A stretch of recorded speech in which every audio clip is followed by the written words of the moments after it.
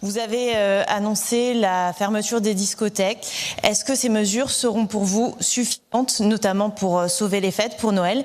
Et puis par ailleurs, je me fais le porte-voix de plusieurs de mes confrères. Serez-vous candidat à la prochaine élection présidentielle? Pour la première fois dans notre histoire, nous aurons eu une question alliant la candidature à la présidence de la République et les discothèques.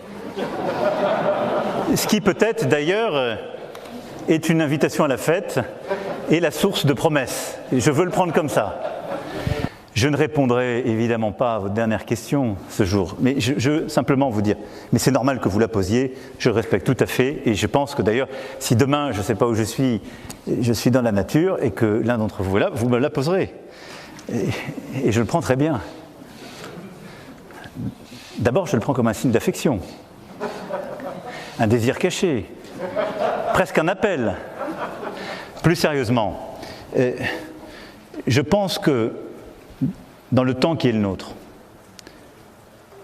il est important que les institutions continuent quand même à fonctionner de la manière la plus stable possible. Plusieurs d'entre vous ont posé des questions sur nos valeurs, nos principes. Quand les vents mauvais reviennent et se lèvent,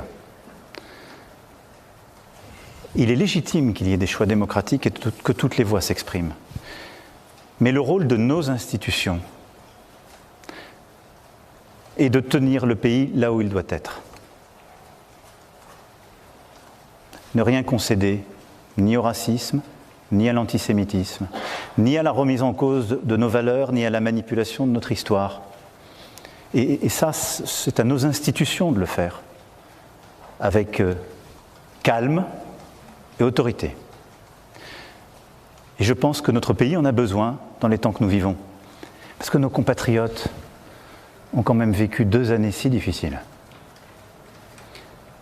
Ces moments dans la vie d'une nation ne sont pas rien.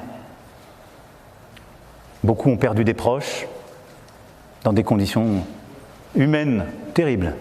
Certains souffrent encore de ce qu'on appelle le Covid long, vivent la solitude, sont dans des difficultés profondes économiques et sociales, vivent une angoisse, je pense en particulier à nos jeunes qui est aussi le propre de cette période. Et donc mon rôle dans ce moment est de continuer à agir au service de notre peuple pour protéger, prendre les décisions parfois difficiles, pour protéger, d'accompagner et de préserver notre unité. Parce que nous en avons besoin. Et quels que soient les choix démocratiques qui seront faits au printemps prochain, et ils doivent se faire dans le calme, le plus grand pluralisme, la plus grande liberté de discussion, d'échange et de controverse, car la controverse, c'est l'esprit français. Mais la haine, c'est la haine de la France. Et donc, le rôle du président de la République, c'est d'éviter cela.